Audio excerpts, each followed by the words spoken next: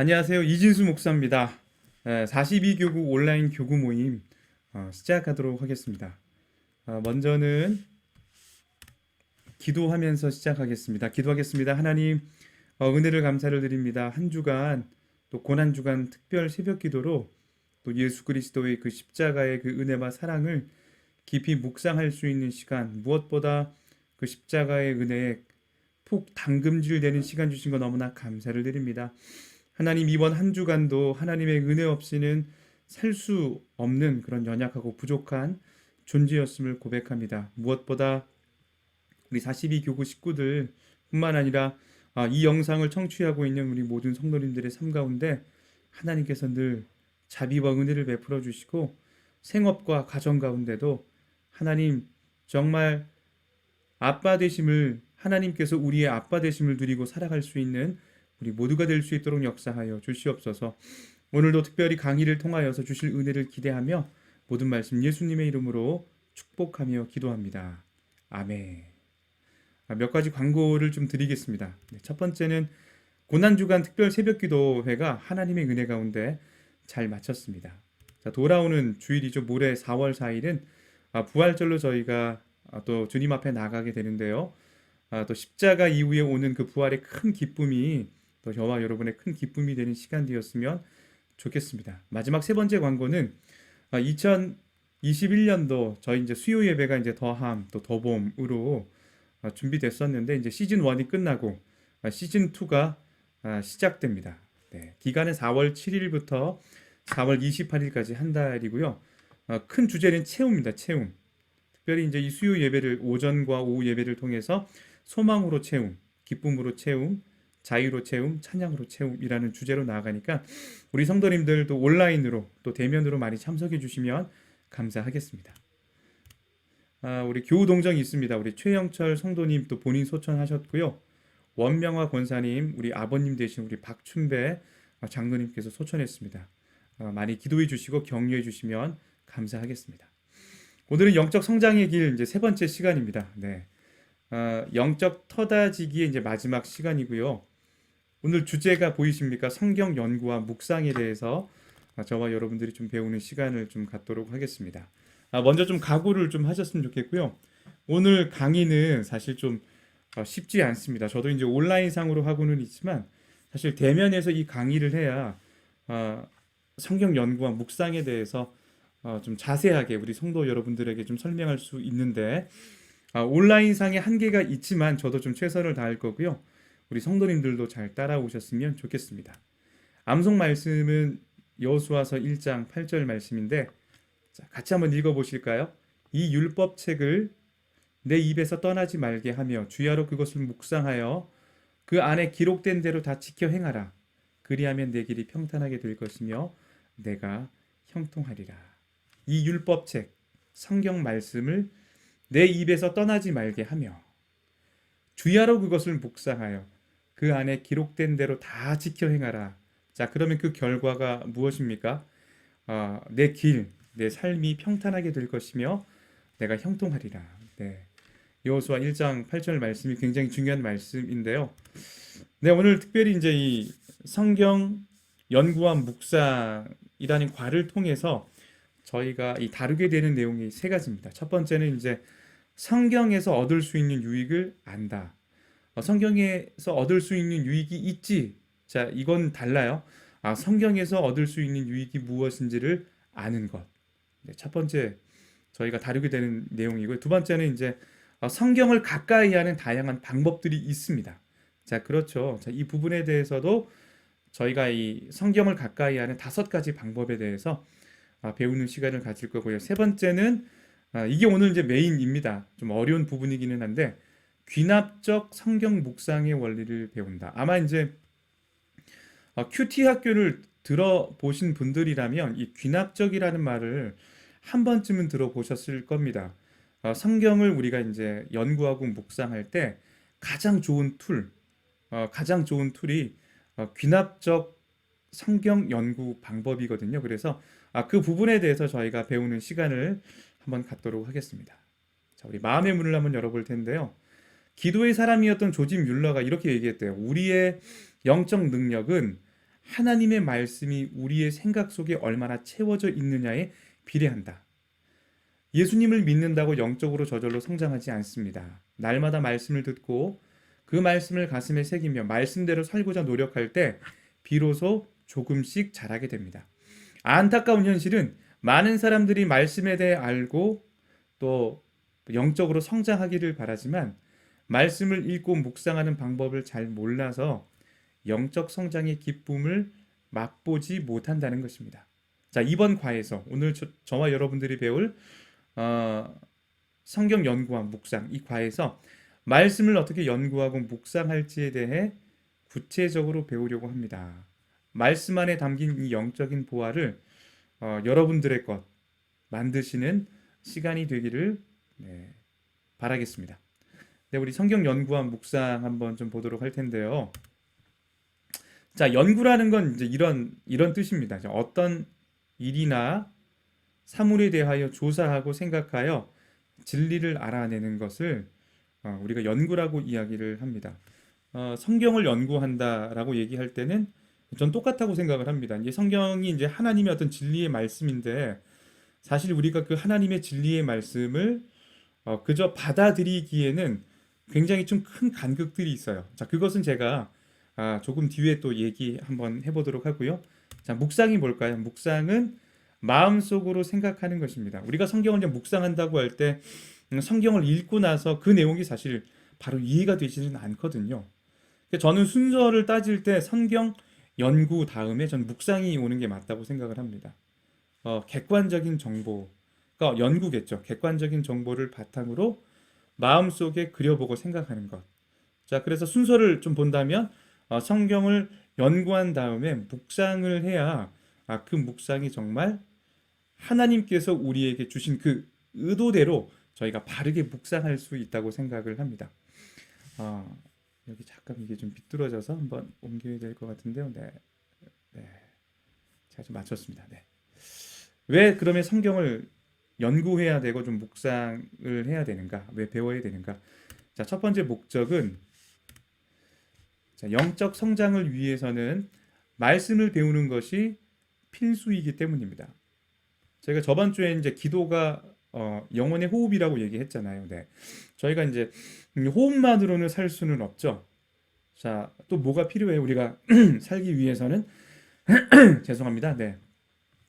양식을 먹어야 되는 거죠. 네. 우리 육신이 또 하루의 어떤 살 힘을 공급받는 양식이 필요합니다. 자, 그런 면에서 성경 말씀은 영혼의 양식입니다. 자, 그렇기 때문에 우리가 영적으로 성장하기 위해서 말씀을 배우는 것은 그건 선택이 아니라 필수인 것이죠. 자, 두 번째는 이게 이제 중요한데요. 우리가 이제 말씀을 그저 이제 먹을 수 있지는 않죠. 뭐 요리를 해야 돼요. 요리를 하고 또 말씀의 어떤 영양가를 저희가 이제 살펴봐야 되는데, 전 그게 이제 연구와 묵상이라고 생각을 합니다. 자, 말씀을 연구하고 묵상하는 방법을 모르기 때문에 저희가 말씀을 연구하고 묵상하는 그런 도구들, 방법을 배워야 합니다. 여러분, 성경을 한번 생각해 보시면 이 창세기는 지금부터 이제 3,500년 전에 자, 모세가 기록했죠. 그렇죠? 그다음에 이제 성경의 마지막 66권의 마지막 권인 요한계시록은 사도 요한이 반모섬, 터키에 있는 그 섬에서 기록을 합니다. 이미 뭐 3,500년 전, 2,000년 전에 기록된 말씀이죠. 자, 그런데 생각해 보시면 기간만 뭐 과거로 뭐 기간만 오래된 것이 아니라 뭐 모세 같은 경우는 히브리인이죠. 뭐 그다음에 뭐 요한도 마찬가지겠지만 또 그 또 장소는 어떻습니까? 모세가 활동했던 그 시대는 그 이집트죠. 이집트, 애굽과 저희가 민수기를 배워서 아는 것처럼 광야 생활을 거쳤다면 지리적인 또 한계가 또 분명히 있어요. 이제 문화적으로 여러분 뭐 굉장히 이제 이질감이 있습니다. 자, 그렇기 때문에 우리가 그 말씀을 그냥 읽는다고 해서 그대로 다 이해가 되지는 않거든요. 자, 그 간극을 좁히기 위해서는 어떻게 해야 될까요? 연구하고 또 그 연구한 것을 기본으로 기초를 가지고 묵상하는 것이 굉장히 필요합니다. 뭐 나란 말씀이 뭐 등기게 달아. 500년 전에 이제 한 500년 됐나요? 네. 우리 세종대왕이 이제 만들었던 처음에 뭐 한글 어떤 초래인가요? 초판인가요? 자, 제가 이렇게 얘기했을 때 그 말이 무슨 말인지 이해가 되십니까? 우리나라 역사도 500년 어떤 역사라면 저희가 그때 당시 어떤 지리적 문화적인 연구가 이루어지지 않고서는 그냥 뭐 그 말을 한번 들었다고 해서 바르게 이해가 될 수 있는 것은 아닙니다. 성경 말씀도 마찬가지예요. 네, 성경 연구와 묵상을 배워야 하는 그 이유가 여기에 있습니다. 우리 성경을 이제 이 배워야 하는 이유를 한번 좀 보겠는데요. 네. 뭔가 좀 떴네요. 뭐 이미 네. 하나님 말씀에서 얻을 수 있는 네 가지 유익을 디모데후서 3장 16절에서 한번 찾아보십시오. 자, 같이 한번 읽어볼까요? 시작. 모든 성경은 하나님의 감동으로 된 것으로 교훈과 책망과 바르게 함과 의로 교육하기에 유익하니. 네, 이게 이제 성경을 통해 이제 우리가 얻을 수 있는 유익인데요. 저희가 1강에서 이제 성경을 통해 얻을 수 있는 가장 큰 유익은 무엇입니까? 구원을 얻는 지혜를 성경 말씀을 통해 발견하는 거죠. 예수님이 어떤 분인지, 하나님이 어떤 분인지, 네, 우리 성령님이 어떤 분인지 사실 우리가 어떤 것을 통해 알 수 있어요. 그러니까 성경 말씀을 통해 알 수 있는 거예요. 자, 가장 중요한 유익이 이제 이 구원의 지혜를 얻는 것이라면, 자, 그 다음에 또 다음 말씀이죠. 디모데후서 3장 16절에는 뭐라고 나와 있습니까? 교훈과 책망과 바르게 함과 의로 교육하기 유익하다. 이 얘기하고 있거든요. 자, 네 가지예요. 다시 한번요. 교훈과 책망과 바르게 함과 의로 교육하기 유익하다. 자, 그러면 교훈에서 의로 교육하는 것이 어떤 것인지 한번 좀 보겠는데요. 자, 교훈은 이거예요. 믿는 사람이죠. 우리가 이제 하나님을 믿는 사람, 예수 그리스도를 통해서 하나님을 믿고 하나님의 자녀가 된 우리가 이제 우리가 어디로 가야 할지, 또 어떻게 살아가야 할지를 알려주는 것. 자, 그게 이제 교훈입니다. 교훈. 그러니까 우리가 성경을 통해서 단순히 교훈을 얻는 것이 아니라, 자, 그 말씀을 통해서 우리가 이제 어디로 가야 할지, 어떻게 살아가야 할지를 분명히 알 수 있습니다. 두 번째, 책망은 무엇일까요? 가르쳐 줬는데 그 길에서 벗어났음을 알려주는 것이죠. 야, 너 지금 내가 원래 교훈했던 것에 벗어났어. 그러니까 책망하는 거예요. 자, 바르게 하면요, 벗어난 그 길에서 다시 한번 그 길에 돌아설 수 있도록 안내해 주는 것입니다. 자, 의로 교육하면요, 계속해서 바른 길, 어디로 가야 할지, 어떻게 살아가야 할지를 알려주신 그분의 그 마음을 알고 이제는 그 바른 길, 꾸준히 그 바른 길을 갈 수 있도록, 흔들리지 않고 갈 수 있도록 자, 훈련하는 것이 의로 교육함입니다. 자, 우리 이제 인생길이 이래요. 자, 길이 보이시죠? 네, 길이 쫙 있는데 우리가 이제 하나님 만나고 나서는 말씀을 통해 교훈을 받죠. 어디를 가야 할지, 어떻게 살아가야 할지. 자, 그리고요, 자, 지속적으로 그 길을 가는 것. 자, 이것이 하나님께서 우리에게 이제 원하시는 인생의 길입니다. 근데 우리가 이렇게 사나요? 그렇지 못하죠. 우리 인생길은 좀 이래요. 교훈을 받았지만은 그 길에 벗어나죠. 책망하시고, 또 책망하는 데서 하나님 끝나지 않고 다시 우리로 하여금 그 길로 들어서게 하시고요. 자, 길에서 이탈했죠. 자, 바르게 그 길로 들어서게 하시고, 자, 결국 우리를 어디까지 인도하시는 거예요? 이런 어떤 책망과 이 바르게 함의 어떤 경험을 통해서 다시는 하나님께서 우리에게 요구하시는 그 길에서 벗어나지 않는, 그러니까 훈련된 사람이죠. 훈련된. 네. 자, 우리의 인생길이 아마 이러하지 않을까 생각을 합니다. 근데 이 그림을 보면서 지금 여러분은 어디 있다고 생각하십니까? 1번이세요? 아니면 2번이십니까? 3번이십니까? 아니면 1번과 2번과 3번의 어떤 과정을 잘 거쳐서 지금 이제 이 바른 길, 그 의로 교육함의 그 길에 온전히 들어섰습니까? 성경을 가까이 하는 5가지 방법이 있습니다. 네, 저도 이제 성경책을 좀 준비할 텐데, 자, 성경책 크죠? 이렇게 커요. 네, 성경책인데 이게 제가 이제 손으로 이렇게 딱 잡은 거예요. 네. 손을 보시면은 여기 이제 엄지는 이제 묵상이죠. 묵상. 자, 엄지는 이제 이게 네. 엄지가 이제 묵상이고요. 네. 암송. 공부가 연구겠죠? 그다음에 성경을 읽고 듣는 것. 자, 이것이 5가지가 성경을 가까이 하는 5가지 방법이라고 이야기합니다. 근데 여기서 벗어나지 않아요. 네. 자, 다시 한번요. 묵상, 암송, 공부, 읽기, 듣기. 네. 성경을 가까이 하는 5가지 방법인데요. 그렇다면 이제 이 성경을 가까이 하는 5가지 방법과 그 의미가 무엇인지 한번 볼 텐데, 암송. 자, 신명기 6장 6절에 보시니까 너는 이 말씀을 마음에 새기고, 자, 암송은 그 말씀을 내 마음에, 여기가 이제 신비라고 하죠. 완전히 새기는 것입니다. 그래서 정말 내 것으로 만드는 것. 자, 그것이 암송입니다. 두 번째 연구는요. 사도행전 17장 11절에 보시니까 이 베레아에 있는 사람들은 데살로니가에 있는 사람들보다 간절한 마음으로 마음을 받고 말씀을 받고 그 말씀을 상고했다 이야기를 합니다. 자, 여기 상고했다는 게 무슨 말이냐면 그저 말씀을 듣고 맞구나 이렇게 이제 믿는 것이 아니라 진짜 그것이 진리의 말씀인지 또다시 점검하고 점검해서 그 말씀을 받아들이는 겁니다. 자, 연구죠, 연구. 자, 세 번째는요, 읽기입니다, 읽기. 보시면은 평생에 자기 옆에 하나님의 말씀을 두고 읽어 그 하나님 여호와 경외하기를 배우며 신명기 17장 19절에. 그러니까 우리가 언제까지 읽어야 돼요? 네. 하나님 앞에 정말 서는 그날까지 이 성경 말씀을 내 옆에 딱 두고 계속해서 읽어야 할 것입니다. 자, 듣기죠.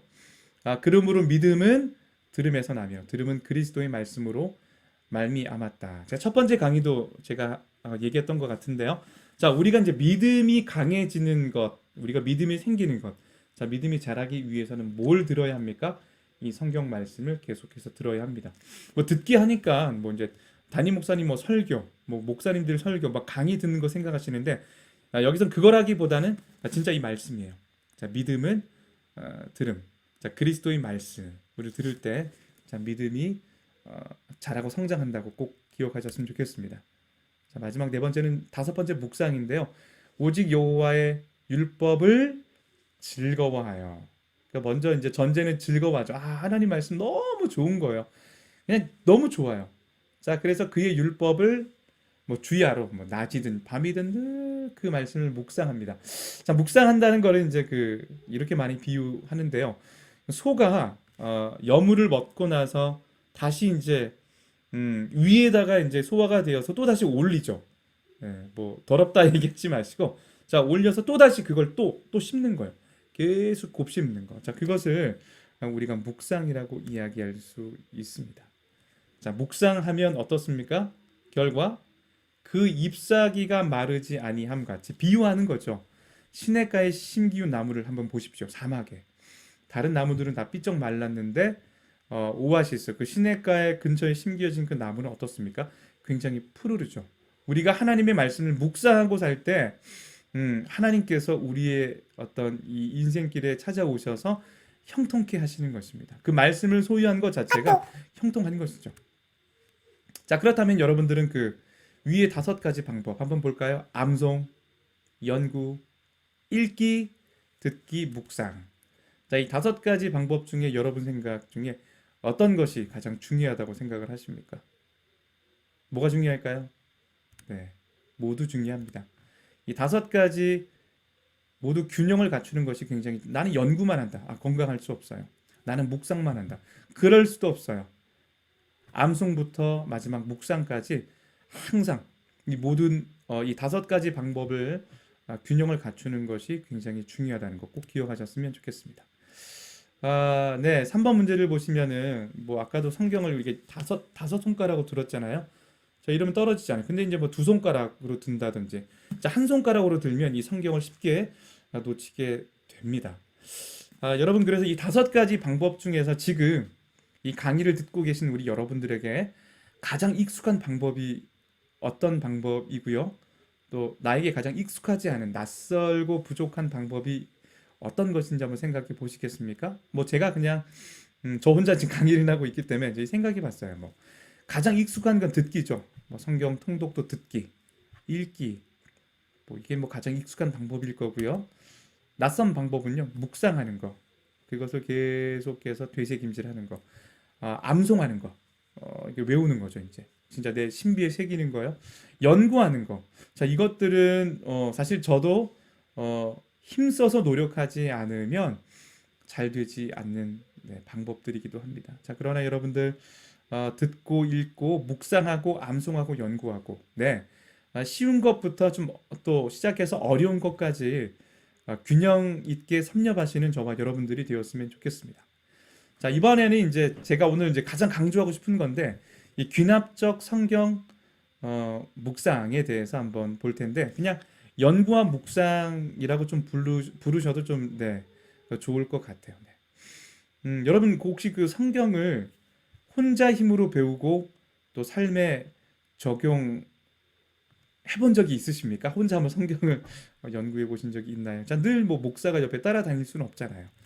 성경 교사가 여러분들 옆에 항상 있을 수는 없습니다. 자, 그래서 성경을 혼자 힘으로 배우고 삶에 적용하는 좋은 방법이 하나 있습니다. 자, 그것이 뭐냐면 빨간 글씨 보이세요? 귀납적 성경 묵상입니다. 자, 뭐라고요? 귀납적 성경 묵상. 자, 이 묵상에 네 가지 요소가 있는데요. 관찰, 해석, 느낌, 적용입니다. 여기 이제 해석이 이제 연구와 묵상이라고 보시면 되는데 관찰, 연구와 묵상, 느낌, 적용. 자, 이렇게 네 가지 요소입니다. 뭐 제가 이제 이 부분은 또 넘어가면서 또 자세하게 좀 설명을 하도록 할 텐데요. 자, 이 귀납적 성경 묵상 이 방법이 성경을 내 것으로 만드는데 지금까지 나온 어떤 툴 중에서는 가장 좋은 툴이라고 말할 수 있습니다. 네, 우리 귀납법과 연역법, 뭐 아까 귀납적 성경 묵상이라고 얘기하면 뭐 귀납법이에요, 사실. 귀납법이라는 어떤 그 도구를 좀 사용했고요. 어떤 기능적인 도구를 사용했고요. 또 귀납적의 반대는 연역법입니다. 연역법은 이렇게 설명할 수 있어요. 연역법은 뭐 성경을 볼 때 하나님은 사랑이시다. 이건 이제 결론이죠, 결론. 하나님은 12제자를 사랑하신다. 하나님은 그러므로 나를 사랑하신다. 자, 하나님 사랑이시기 때문에 하나님은 온 인류를 사랑하시고 하나님은 온 인류만 사랑한 뿐만 아니라 지금 나를 구원해 주셨기 때문에 나를 사랑하신다. 자, 이게 이제 연역법이에요. 그러니까 결과를 통해서 그러니까 이제 결과를 통해서 결국에는 일반적인 원리를 도출해내는 방식입니다. 자, 기납적인 건 뭐예요? 반대죠. 네. 하나님은 나를 사랑하신다. 하나님은 우리 수용로 교회 성도들을 사랑하신다. 하나님은 사랑이시다. 내 개인적인 어떤 관찰이겠죠. 나를 보고 또 우리 성도들을 보고 뭐 하나님이 우리 성도들만 사랑하겠습니까? 하나님께서 세계와 열방을 구원하시고자 하는 자신의 사랑의 계획이 있습니다. 자, 그러니까 나를 사랑하시는 하나님, 우리 성도들을 사랑하시는 하나님은 어떤 하나님이에요? 사랑의 하나님일 수밖에 없는 거. 자, 이제 귀납법이 사실 이런 방식입니다. 그러니까 우리가 성경을 연구할 때는 이런 방식으로 연구할 때 훨씬 더 그 성경 말씀을 내 것으로 만들 수 있는 어떤 좋은 툴이라는 겁니다. 자, 예를 한번 들어볼게요. 사람이에요. 네. 귀남이와 연혁이가 초등학교 이제 5학년을 지금 재학 중에 있는데요. 자, 이번 여름 방학 때 선생님께서 지리산을 조사하라고 숙제를 딱 내준 거예요. 자, 연혁이는 도서관에 갔어요. 그러니까 백과사전을 쫙 폈습니다. 자, 백과사전을 통해서 지리산을 조사하는 거예요. 자, 백과사전은 이미 누군가가 지리산을 연구해서 뭐 관찰해서 연구해서 결국 결론적으로 만들어낸 사전이죠. 자, 그걸 딱 보는 겁니다. 이제 결론적으로 본 거예요. 네. 자, 그런데 이 귀남이는 선생님의 이야기를 딱 듣고 방학 때 진짜 버스를 타고 서울이라고 하기보다 부산 해운대에서 이제 여기 해운대 저기 버스 터미널이 있는데요. 뭐 지리산에 가는 버스가 있는지는 잘 모르겠지만 버스를 타고 직접 지리산에 가서 걸어 올라가는 거예요. 꼭대기까지. 그래서 올라가면서 이게 막 바람도 느껴보고 어떤 나무가 있는지, 어떤 꽃들이 피는지, 어떤 산새들이 있고 어떤 벌레가 있는지 끝까지 올라가는 겁니다. 네. 여러분 그 실제적으로 이 지리산 조사하기 숙제를 선생님이 내어줬을 때에 어떤 친구가 정말 그 지리산을 내 것으로 만들었다. 내 것으로 이 지리산을 정말 내 것으로 생생하게 느끼기에 가장 좋은 방법이라고 생각하십니까? 저는 귀남이라고 생각해요. 자, 그것이 바로 이제 귀납적 성경 연구의 좀 장점이라고 생각을 합니다. 직접 내가 경험해 보는 거예요. 자, 첫 번째 이제 보시면 성경을 묵상할 때 이제 귀납적 성경 연구죠. 네, 방법에 있어서 성경을 묵상할 때 제일 먼저 해야 하는 것은 바로 성경 말씀을 읽는 겁니다. 네, 성경을 읽을 때, 자, 그렇다면 가장 중요한 요소가 무엇인지 한번 살펴볼 텐데요. 자, 이걸 우리가 관찰이라고 얘기해요. 관찰. 여러분 뭔가 관찰해 보셨습니까? 네. 관찰해 봐요. 이렇게. 밖에 나가면 벚꽃 폈죠, 벚꽃. 벚꽃이 폈네. 이게 먼 데서 볼 수 있겠지만 그냥 나무에 가까이 가서 한번 관찰해 보는 거죠. 이렇게 관찰. 자, 주의 깊게 보는 것을 자, 관찰이라고 이야기합니다. 우리가 이제 관찰할 때는 주로 우리 몸에 뭘 사용하죠? 자, 눈이죠. 성경 말씀을 딱 눈으로 보는 거예요. 자, 그리고 이제 이 관찰에 대해서 이제 좀 정의를 내려보자면, 성경 말씀, 본문이 말하는 객관적인 사실을 파악하는 것이 관찰입니다. 여러분, 제가 성경 문제 한번 내보겠는데, 동방 박사는 몇 사람이죠? 지금 다 세 사람이라고 그랬을 거예요. 여러분, 성경에 보시면 동방 박사가 세 사람이라고 기록된 성경은 단 한 군데도 없습니다. 자, 그런데 우리가 왜 동방 박사 하면 세 사람이라는 이야기를 할까요? 찬송가에 있거든요. 동방 박사 세 사람이. 네, 성경은 동방 박사가 세 사람이라고 이야기한 적이 한 번도 없습니다. 자, 그렇기 때문에 우리가 이제 익숙한 성경의 말씀을 대할 때 항상 우리가 조심해야 될 게 무엇이냐면, 우리가 이미 갖고 있는 누군가에게 들었던 그 선입견들을 자꾸 버리셔야 돼요. 자, 그래야 성경 말씀이 정말 성경 말씀대로 보이기 시작합니다. 저는 이제 그래서 이제 뭐 제자 훈련할 때나 큐티 강의를 할 때 항상 하나님의 말씀을 대할 때 낯설게 보라고 이야기를 합니다. 특별히 내가 잘 알고 있다 생각하는 그 말씀일수록 낯설게 보라고 이야기를 합니다. 자, 그래야 성경이 지금 말하고 있는 객관적인 사실을 정확하게 파악할 수 있습니다. 자, 그리고 이제 성경을 우리가 관찰할 때 몇 번 정도 읽어야 될까요? 몇 번 정도? 뭐 저는 한 3번에서 많게는 10번 정도 이 본문을 읽으라고 이야기를 합니다. 자, 읽으실 때도 멈추면 안 돼요. 이해가 안 돼도 넘어가세요. 자, 두 번째 읽을 때는 조금 더 이해가 돼요. 자, 세 번째 읽을 때에는 그 줄거리를 생각해야 되거든요. 스토리를. 자, 10번 정도 읽으시면 분명히 이 성경 말씀이 지금 무엇을 말하고 있는지 객관적으로 파악할 수 있습니다. 자, 읽을 때에 염두하고 읽어야 될 것. 지금 이 말씀의 핵심 단어가 무엇인가? 요한복음 3장은 니고데모가 예수님에게 찾아오는, 그 밤에 찾아오는 장면이죠. 요한복음 3장에 봤을 때의 핵심 단어는 무엇일까요? 거듭남입니다. 거듭남. 거듭나여야. 내가 거듭나여야. 내가 어떻게 거듭날 수 있겠습니까? 이제 거듭남이 핵심 단어죠. 자, 무엇을 강조하나요? 그 말씀에서? 뭐 한번 읽어보시면 될 거고요. 자, 반복. 성경에서 반복적으로 얘기하고 있는 것들. 그 다음에 어떤 대조하고 있는 것들. 네. 뭐 그런 것들을 한번 염두에 두고 읽으시면 아주 좋은 관찰이 될 수 있습니다. 자, 그리고 마지막에 이제 저희가 그렇게 이제 성경을 관찰했다면 한번 적어보세요. 네.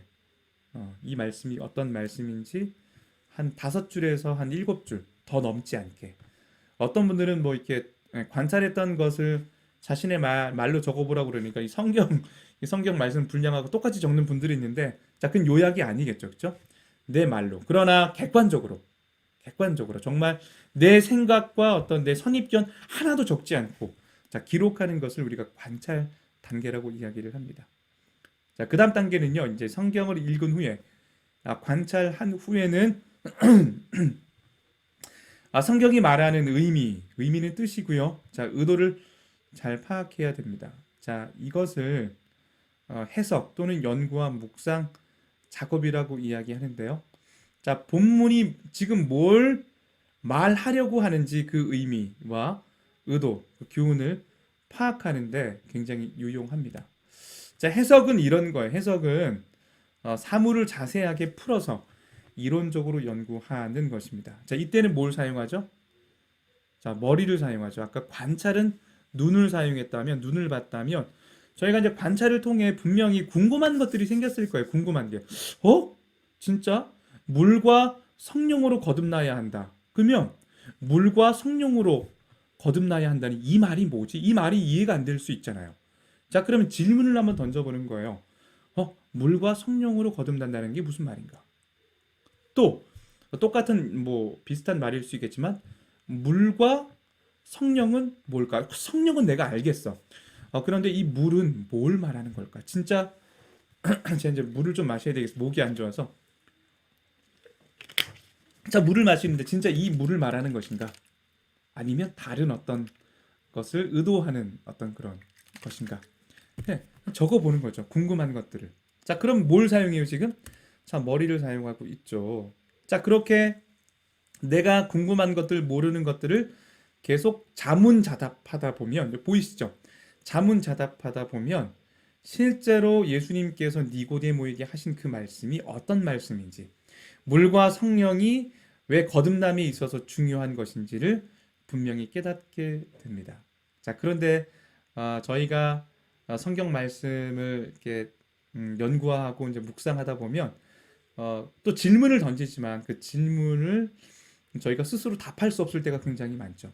자, 그렇기 때문에 여러분 성경을 조금 더 연구하고 묵상할 때는 내 것으로 만들 때에는 성경 사전, 뭐 성경 사전이 있죠. 뭐 두란노 성경 사전 많아요, 굉장히. 두란노 가셔도 뭐 서점 가셔도 꼭 성경 사전 한 권은 여러분 사시라고 제가 부탁드리고 싶고요.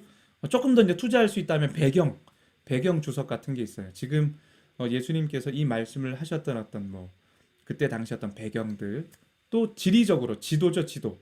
성경 지도 같은 것들을 참조하시면 성경을 연구하고 묵상하는 데에, 그래서 원래 성경 말씀이 말하는 의미와 뜻, 그 교훈을 파악하는 데 큰 도움이 될 수 있습니다. 자, 관찰과 해석 한번 보시겠습니까? 자, 관찰은 눈으로 하죠. 해석은 머리로 합니다. 자, 결국 이 관찰과 해석의 시간을 통해서 저희가 얻고자 하는 것은 지금 성경이 무엇을 말씀하고 있나? 자, 무엇을 말씀하고 있나? 자, 그것을 찾는 과정을 관찰과 해석 과정이라고 이야기를 합니다. 자, 이제 관찰과 해석을 했다면, 자, 저희가 지적인 것을 사용했죠. 네, 진리를 발견했다면, 진리를 발견했다는 표현이 낫겠네요. 관찰과 해석을 통해서 하나님의 말씀을 통해 그 진리의 어떤 의미와 뜻을 발견했다면, 이제는 자, 느낌으로 가는 단계입니다. 자, 느낌은 이거예요. 내용 관찰, 연구와 묵상. 이 진리를 발견했다면 그 깨달은 진리를 내 삶의 변화로 연결시키는 과정입니다. 이제 나에게 가지고 온 거예요. 그 진리의 어떤 깨달은 말씀을 나에게 이제 탁 갖고 온 거죠. 이게 이제 이 물이 진리라면 이렇게 이 진리를 자, 내 속에 넣는 연결시키는 과정이라고 보시면 됩니다. 자, 그래서 관찰과 해석이 지성적인 깨달음이라고 한다면 이제 느낌은 뭘까요? 이제 내 정서적인 확신으로 가지고 오는 단계입니다. 자, 예를 들어 이거예요. 누가복음에 보시면 이제 엠마오로 가던 예수님의 십자가와 부활을 그들이 이제 다른 제자들을 통해 이제 소식을 듣죠. 자, 그렇다면 예수님이 말씀하신 갈릴리로 올라가야 되는데, 자, 그들은 어디로 가요? 이제 엠마오로 갑니다. 자, 그때 예수님께서 그들에게 나타나셔서 변장했어요. 나타나셔서 십자가와 부활이 어떤 것인지 구약 성경을 가지고 풀어주세요. 자, 풀어줬다라는 건 뭐예요? 그들이 예수님 어떤 가르침을 통해서 이 십자가와 부활이 어떤 의미고 어떤 뜻인지를 깨닫게 되고 이제 그것을 자신의 것으로 가져온 단계입니다. 자, 마음이 뜨거워졌다. 자, 느낌이 그거예요. 그 말씀이 이제 나에게 이제 다가오는 거죠. 내 정서 안에 이제 머물러서 내 안에서 이제 나의 깨달음이 되는 단계. 자, 그러니 뜨거워지지 않겠습니까? 자, 그렇기 때문에 이 느낌의 단계는 성령께서 가장 강력하게 역사하시는 시간이라는 것 꼭 기억하셨으면 좋겠습니다. 자, 그렇기 때문에 이 느낌의 과정 가운데 중요한 것은 충분히 기도하는 거예요. 이렇게 눈을 감고 묵상하는 거죠, 정말. 앞에 있는 그 묵상이 아니에요. 그 진리로 깨닫게 된 어떤 그 말씀을 이제 내 어떤 정서적인 확신으로 가지고 오는 것입니다. 자, 그러면서 뭘 생각해요? 먼저는 누가복음은 누가가 기록했잖아요. 그 누가의 마음을 한번 헤아려 보고 엠마오로 가는 두 제자의 마음도 헤아려 보고 특별히 그들에게 말씀을 깨닫게 해주시는 그 예수 그리스도의 마음을 헤아려 보는 것. 그래서 그것이 바로 느낌의 과정입니다. 사람들은 단순히 이제 이 어떤 느낌을 단순히 어떤 감정의 변화를 은혜라고 착각하는 경향이 있습니다. 자, 그러나 삶의 변화는 그런 어떤 적당한 감정의 변화로 결코 이루어지지 않습니다.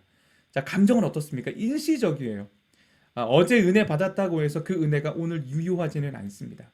자, 그렇기 때문에 전 정감이라고 표현해요. 정감, 정서인데 정서가 바뀔 때 비로소 저는 사람이 변화된다고 생각합니다. 자, 정서는 뭐예요? 정서. 어떤 집에 참 좋은 정서가 있죠. 정감이 있죠. 무슨 말입니까? 예, 그 집에 분명히 어떤 그 집이 추구하는 어떤 그 가치가 있을 거예요. 어떤 가운이 있을 겁니다. 자, 그것이 분명히 모두에게 깨달아져서 자, 그것을 이미 내 어떤 마음속에 새겨 넣는 것. 저는 그게 정감이라고 생각합니다. 자, 사람은 감정 때문에 변하지 않아요. 자, 감정은 늘 흔들리죠. 자, 흔들리지 않는 정감. 그 정서가 내 안에 확인이 될 때 전 사람이 비로소 변한다고 생각을 합니다. 자, 이제 적용 단계 이제 마지막 네 번째 단계를 좀 보겠는데, 자, 그게 끝이 아니에요.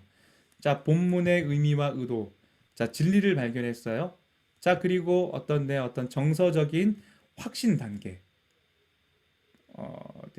그런데 이제 정서적인 확신 단계로 자, 느낌을 했고요.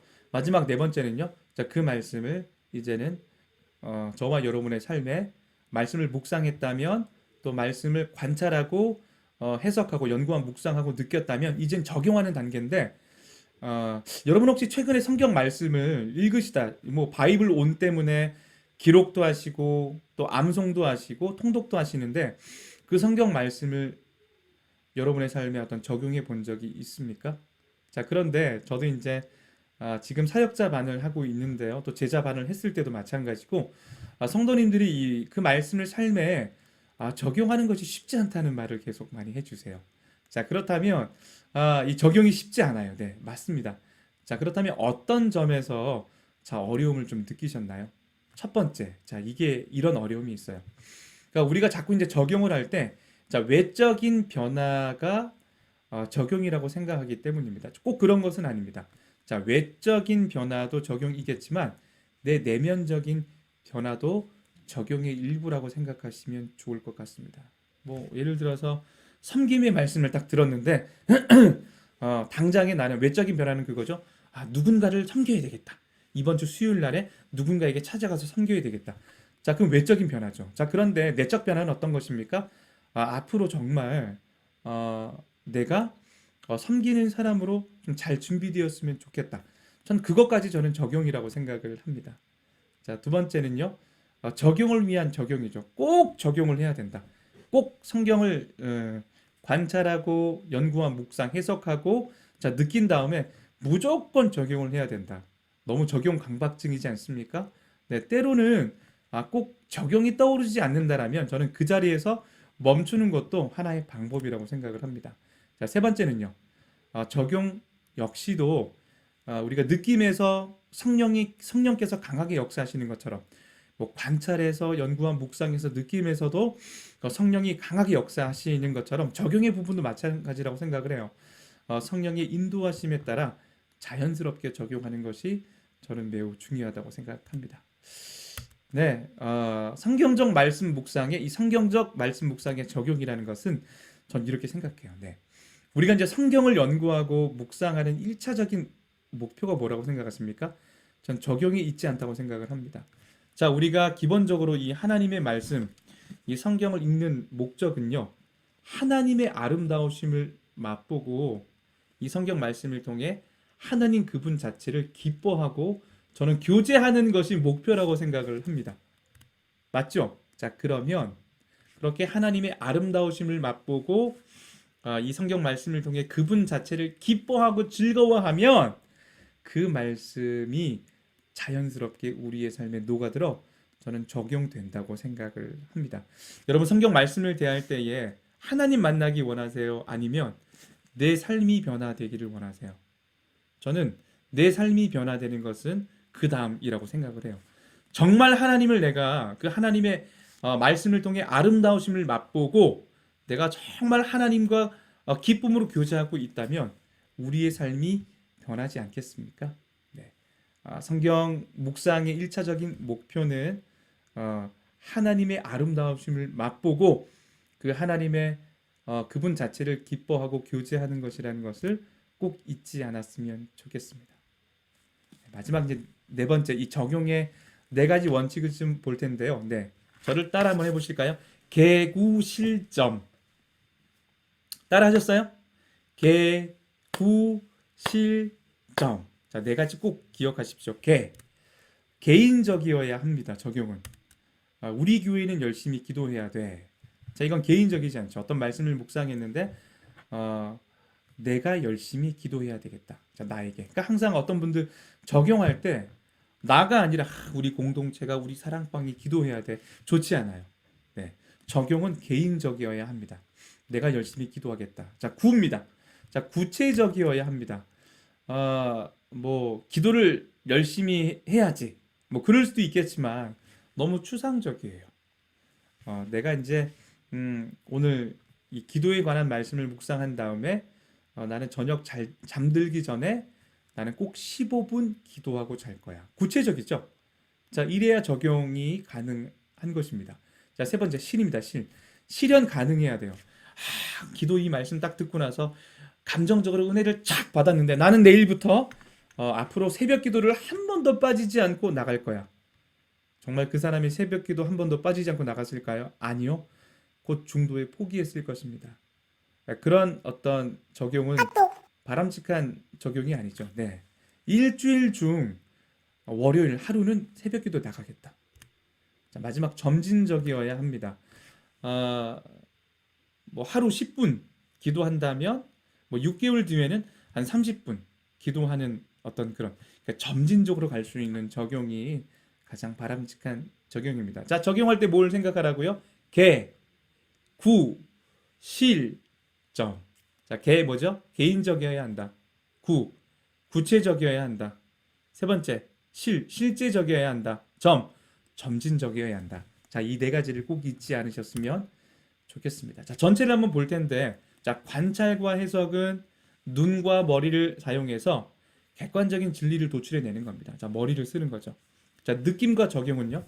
자, 느낌은 가슴으로 느끼는 거잖아요. 적용은요? 그래서 손과 발이 움직이는 겁니다. 자, 느끼지도 않았는데 움직인다는 건 말이 되지 않아요. 네. 자, 이건 뭐예요? 자, 어떻게 하나님의 뜻 가운데 살아갈 것인가? 네. 저 한늘이 좀 들어오시나요? 네.